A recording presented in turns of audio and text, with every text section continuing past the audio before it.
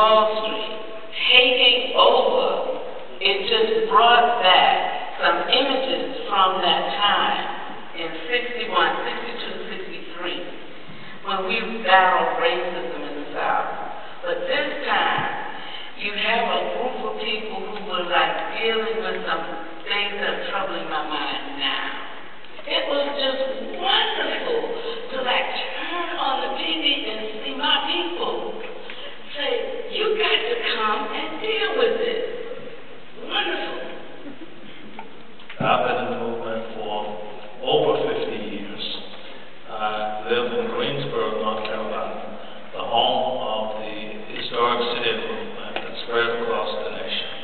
Occupy Wall Street is one of the most beautiful, significant, and powerful movements emerging in this century in our country.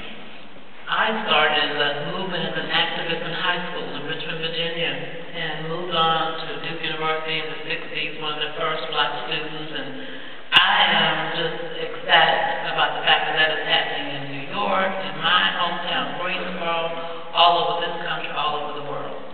It really offers some hope. Let me first say my complete solidarity with what the young people and older people are doing in terms of expressing anger and frustration. And so I applaud them. I want to urge them to practice a discipline, a spiritual discipline based upon nonviolence.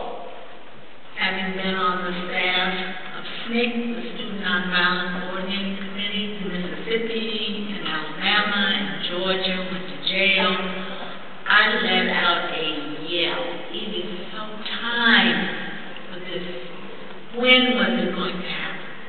So I am just ecstatic over what they're doing, how the movement has spread. Even in my little town in Gainesville, Florida, we have Occupy Gainesville.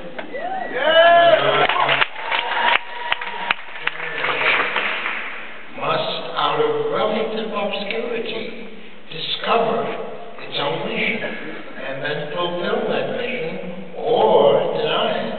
But in this case, I think the young people are trying to fulfill their mission and to do what needs to be done, and that is to address the deep inequities in our society based on the financial arrangements of our society, inequities that lead not to life but to death.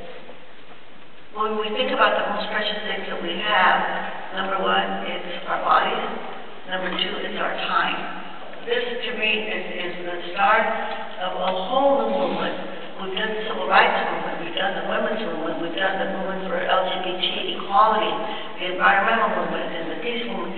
But all of these also hang and rest on what's going to happen to our country economically. It's not fair that the people who do all of the work in our country, they get us a little of the pie. All of you folks out there who are either occupying, who are supporting the occupiers, all of you out there who are working for peace in our world and for justice, I congratulate you and I thank you from the bottom of my heart. Si se puede, we can do it, it can be done.